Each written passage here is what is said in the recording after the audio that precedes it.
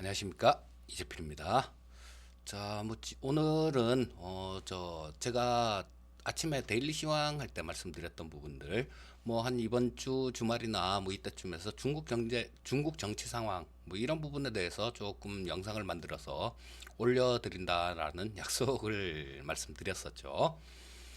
자, 중국의 경제 정치 상황은 의외로 우리가 생각하는 것보다 훨씬 더 복잡합니다. 자, 최근 들어서 작년부터 그런 얘기도 좀 슬슬 나왔죠. 시진핑의 권력이 약화되고 있다라는 그런 얘기들이 슬슬 나오기 시작해서 지금은 코로나 바이러스 관련해서 시진핑 축출설, 자, 이런 것들도 좀 얘기가 조금씩 나오고 있어요.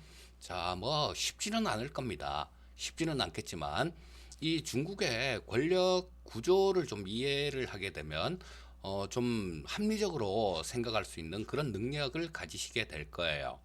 자, 우리가 흔히 생각하기에는 중국 하면 공산당 일당 독재 체제 이렇게 생각하고 있습니다. 그리고 시진핑은 거기서 거의 절대적인 존재라고 생각을 하고 있죠. 하지만 중국하고 북한은 분명히 틀립니다. 북한 같은 경우는 김일성, 김정일, 그다음에 김정은 3대에 걸쳐서 세습 체계를 거쳐오면서 오직 권력이 지금은 김정은 한 사람한테 집중돼 있는 상태인데요. 과연 중국도 그럴까요? 중국은 얘기가 약간 좀 틀립니다. 자, 지금 이 시진핑이 원래 중국은 주석을 10년 이상 못하게 돼 있어요. 자, 돌아가면서 좀 하게 돼 있는데, 자, 이 시진핑이 작년 초에 저 주석 임기제를 폐지를 시켜버렸습니다. 얼핏 보면 평생 해먹겠다 그런 얘기죠. 내가 평생 해먹게 이런 얘기 같은데 그럴 의중도 좀 있었을 거예요. 우리나라 같은 경우도 민주국가임에도 불구하고 계속 저 대통령직을 하고 싶어서 일을 꾸민 그런 경우도 상당히 많았으니까요.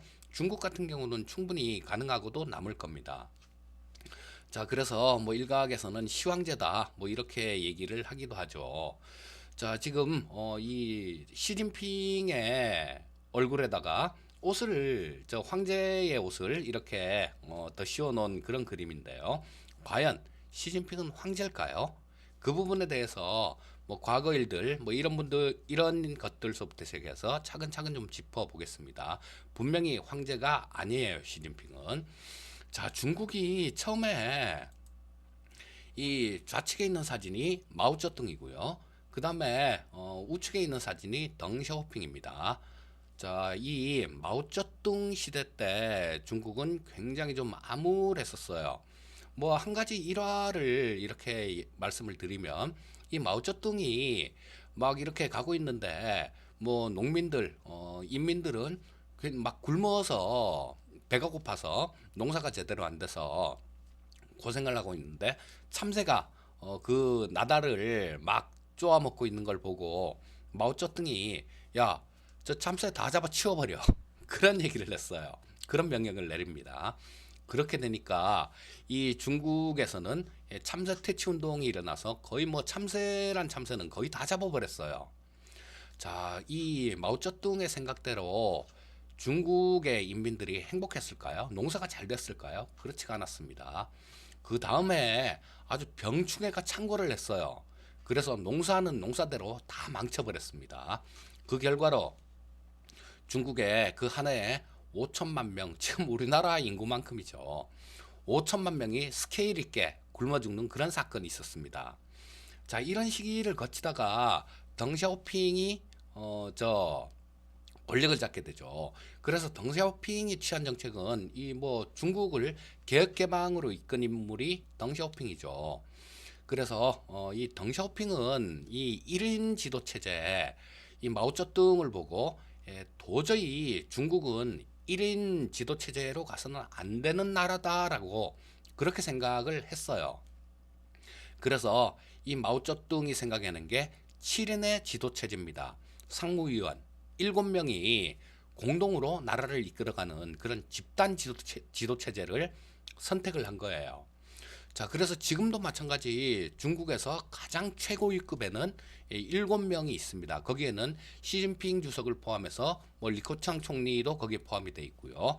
자, 7명이 나라를 이끌어가는 그런 집단 지도 체제로 전환을 했던 거예요. 그리고 이 덩샤오핑은 그런 얘기를 했죠. 도광양해라는 얘기를 했습니다. 그냥 중국이 이 힘을 기를 때까지는 힘을 내보이지 말고 내실을 오직 내실만 다져라 이런 유언을 남겼어요. 근데 이 시진핑이 권력을 잡고 그게 조금 틀려졌죠. 자, 여기서는 뭐 이 덩샤오핑은 향후 50년 동안은 미국에 대항하지 마라 이런 유언을 남겼어요. 그런데 이 시진핑이 권력을 잡고 얘기가 좀 틀려졌죠. 자, 여기서 보시게 되면 그 다음 장에 보시게 되면 자, 7명입니다. 이 사람들이 중국을 실제로 이끌어 가고 있는 사람이에요. 중간에 뭐 저 시진핑 주석의 사진이 있고 그다음에 뭐 리커창 총리 뭐 한정도 있고요. 뭐 왕치산은 빠졌네요. 자, 그래 여러 7명의 이 상무위원들 이 사람들이 나라를 이끌어가는 그 집단 지도 체제 뭐 이런 게 됐었는데 자, 그리고 중국에는 이 계파가 또 있습니다. 자, 보시면 이 저 덩샤오핑이 저 주석 자리를 물려준 게 이 사람이죠. 장쩌민이라는 사람한테 장쩌민 주석한테 덩샤오핑이 권력을 물려줬었는데요. 자, 중국에는 크게 세 가지 계파가 존재합니다. 첫 번째는 샹하이방이라는 그런 계파가 있고요. 그다음 공청단. 공청단은 공산주의 청년단을 줄여서 공청단이라고 얘기를 합니다. 그리고 시진핑 주석이 속해 있는 태자당. 자, 샹하이방 같은 경우는 이 샹하이를 중심으로 자기 정치 기반을 갖고 있는 그런 사람들의 모임을 얘기를 하는 거고요. 공천단은 아까 말씀드렸듯이 공산주의 청년당. 그 다음에 태자당 같은 경우는 원로 정치인들의 아들들, 뭐 쉽게 얘기하면 금수저들, 뭐 이런 사람들이라고 볼 수 있겠죠. 정치 금수저들. 뭐 일본으로 따지면 아베 같은 사람이 되겠죠. 자, 이 태자당이 있습니다. 근데 이저 샹하이방 같은 경우는 이 장쩌민이 대표를 하는 그런 인물이고요. 그다음에 공청단 같은 경우는 그 다음에 주석을 냈던 후진타오가 대표되는 인물입니다. 그리고 태자당은 지금 현재 주석으로 있는 시진핑이죠. 자, 그래서 이 세 가지 세계 계파가 돌아가면서 주석직을 뭐 법엔 그렇게 나와 있지는 않지만요. 암묵적으로 이렇게 약속이 돼 있어서 뭐 돌아가면서 해 먹었던 거예요. 처음에 저 장점민이 하다가 후진타오한테 넘겨주고 그 다음에 시진핑한테 넘겨준 게 이런 맥락으로 이해를 하시면 됩니다. 그런데 시진핑이 권력을 잡고 굉장히 많이 변했어요. 뭐냐 하면 처음에 기억하시는 분들 많으실 겁니다. 이 시진핑이 권력을 잡고 부정부패 혐의 이런 것들로 굉장히 많은 정치인들을 숙청을 했어요. 자, 그 중에는 뭐 자기 사람들을 숙청을 하진 않았겠죠. 뭐 일부 뭐 이렇게 끼워 넣느라고 그렇게 좀 들어간 사람들은 있을 수 있겠지만 대부분이 뭐 저 자기 정적이라고 하면 샹하이방이나 공청단 뭐 이런 사람들을 얘기하는 거죠. 자, 그래서 우리 리커창 총리 같은 경우도 샹해방 쪽이다라고 보는 견해가 굉장히 많아요. 아마 그쪽일 것 같아요. 자, 그런데 너무 고위직에 있다 보니까 뭐 이렇게 쳐내지 못하고 실무급에 있는 사람들, 이런 사람들 같은 경우는 다 쳐냈어요. 그리고 굉장히 고위급에 있는 사람들도 좀 숙청을 한 경우가 굉장히 많습니다. 자, 처음에 시진핑이 권력을 잡고 한 게 그거였었는데 나중에는 좀 이 그러고 난 다음에 잘 됐으면 모르겠는데 시진핑이 뭐 1대1로 사업이다 뭐다 그러면서 미국한테 덤볐죠. 미국한테 덤볐습니다. 그래서 뭐 그 전에 미국은 진즉에 이 중국이 눈에 가시였어요. 하지만 지금까지 오바마 때도 중국에다 경제 제재를 하고 그랬던 내용들이 있었는데 그 부분 같은 경우는 일단 저 리먼 브라더스 사태 터지고 막 그렇게 되면서 중국이 필요했기 때문에 중국의 싼 뭐 그런 물건들이 필요했기 때문에 자, 달러를 엄청나게 풀었는데 이 물가를 미국이 통제를 할 수가 없었던 거예요. 그런데 그만큼 중국에서 싼 인건비로 물건을 값싸게 생산을 하니까 미국 쪽이 그 달러 프로 됐던 거에 대한 인플레이션을 억제할 수 있는 그런 부분이 있었죠. 쉽게 얘기하면 미국 경제가 안정되지 않았기 때문에 중국을 눈의 가시처럼 여기면서도 그냥 좀 봐왔던 거예요. 그런데 트럼프가 집권하면서 얘기가 좀 틀려졌죠. 자, 이 시진핑도 몸을 낮추고 가만히 있었으면 아마 이렇게 좀 지금 심하게 터지지는 않았을 거예요. 자, 그런데 일단 거기에 대해서 실책이 있었습니다. 그리고 아까 말씀드렸듯이 시진핑은 주석 임기제를 폐지를 해버렸어요. 경우에 따라서는 내가 평생 해먹겠다 이런 얘기입니다. 작년 5월달 정도에 기억하시는 분들 계실 거예요. 미국하고 중국하고 거의 도장 찍기 직전까지 갔었습니다. 그런데 이거를 시진핑이 야 이거 안 돼라고 얘기를 해서 캔슬을 한 적이 있죠. 그게 들리는 일화에 따르면 시진핑이 야 이건 미국 이거 괘씸해서 안 돼 이런 뉘앙스가 아니라요.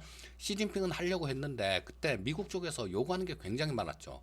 뭐냐 하면 야 법에다가 이렇게 만들어 너네를 믿을 수가 없잖아 이렇게 되니까 그 반대 계파 쪽에서 굉장히 공격을 강하게 받았다라고 얘기를 합니다. 그래서 시진핑이 어쩔 수 없이 그냥 작년 5월달에 파기했다라고 뭐 그런 얘기들도 좀 있는데요. 자, 지금 시진핑이 또 축출설까지 나오는 이유는 이런 겁니다. 자, 지금 코로나19에 대해서 제대로 통제를 못하고 있죠. 제대로 통제를 못하고 있기 때문에 뭐 책임론 이런 것들도 상당히 좀 부각이 되고 있어요. 그래서 지금 중국 내에서 이 시진핑의 입지가 굉장히 약해졌습니다. 자, 그리고 이 중국 증시 같은 경우는 아마 그런 부분일 거예요. 자, 시진핑이 자기 입지가 굉장히 좀 약해졌었는데 이런 부분들을 뭐 증시까지 막 흔들려 버리면 굉장히 큰 난관에 처할 수 있습니다. 그래서 이 증시라도 좀 안정시키는 그런 차원에서 국가팀이 들어갔다라는 그런 얘기들도 좀 있어요. 자, 오늘 이렇게 좀 말씀드렸던 내용들은 이 시진핑이 권력이 절대적인 게 아니다라는 거, 그리고 중국 내부 정치 상황 여기에 따라서 얼마든지 중국은 굉장히 큰 위기로 갈 수도 있고요. 뭐 제가 토마토 TV 출연할 때 야인 시대에서 중국 부채에 관한 얘기들 이런 부분들은 전에 재작년 정도부터 아마 좀 야인 시대 미니 강의에서 말씀드렸던 내용들이 있을 거예요. 뭐 근데 뭐 그때 말씀드렸던 부분들 그때보다 지금은 부채 부분들 이런 것들은 굉장히 더 좀 악화된 상태입니다. 뭐 3대 회색 코뿔소라는 얘기를 하죠. 블랙스완하고 회색 코뿔소하고 차이점은 뭐냐면 블랙스완은 모르는 게 갑자기 모르는 위험이 갑자기 다가오는 거예요. 그래서 충격이 큰 거고 3대 이 회색 코뿔소라는 경제 용어는 알면서도 당하는 겁니다. 코뿔소가 거대한 짐승이죠. 저쪽에서 막 쫓아오면 뻔히 보고도 두려움에 질려서 어떤 액션을 못하다가 큰 난관을 겪는다라는 그런 측면에서 얘기를 하는데요. 자, 중국에는 지금 3대 회색 코뿔소 얘기가 심심찮게 나오고 있죠. 벌써 재작년부터 나왔습니다. 그래서 중국 같은 경우도 우리 정치하는 분들 그렇잖아요. 뭐 말로는 뭐 인민들 국민들 막 생각을 한다라고 그렇게 하는데 결국은 자기의 정치적 입지입니다. 중국도 마찬가지예요. 중국 같은 경우도 외부 계파들 뭐 샹하이방이나 공청단 이런 사람들이 많이 당했죠. 그래서 이들에 의해서 또 중국의 정치 상황이 굉장히 안정이 될 수도 있고요. 또 필요에 따라서 중국이 굉장히 어려워질 수도 있습니다. 자, 오늘 말씀드렸던 내용들은 팩트예요. 자, 이게 팩트입니다. 자, 이런 팩트를 알아야 나중에 좀 이해가 잘 가는 경우가 있어요. 자, 이런 팩트를 알았다라면 아마 미중 무역 전쟁 관련해 갖고 한참 시끄러워졌을 때도 그리고 합의가 돼 갈 때도 그 이면에는 어떤 이러이러한 내용이 있을 수 있겠구나라고 짐작을 할 수가 있어요. 자, 이 팩트만 안다고 하더라도 여러분들은 지금 다른 투자자들보다 훨씬 앞서가는 투자자가 되셨을 겁니다. 자, 중국 관련되는 뭐 이런 내용들, 그다음 미국 관련되는 내용들, 그다음에 시장의 역사 부분들, 이런 부분들도 제가 짬짬이 좀 영상을 만들어 올려드릴 거고요.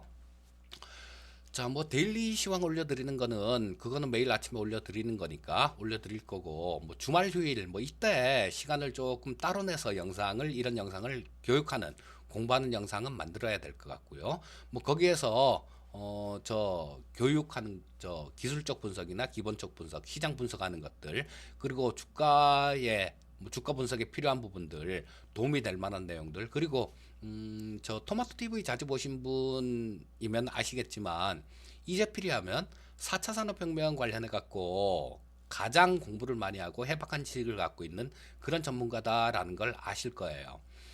저거였죠. 뭐 저 때 아무도 얘기 안 할 때 2017년도 1월 달뭐 이노와이어리스 8,000원, 9,000원 이럴 때부터 그냥 사서 묻어 놓으세요라고 말씀드렸던 그런 저 그렇게 말씀드렸던 부분들이 있고요. 자, 세상의 주가의 변화를 보지 마시고 시대의 변화를 보시라고 계속 말씀드리고 있습니다. 이런 부분에 대해서도 4차 산업혁명에 대해서도 뭐 짬짬이 영상을 만들어서 올려드릴 거예요.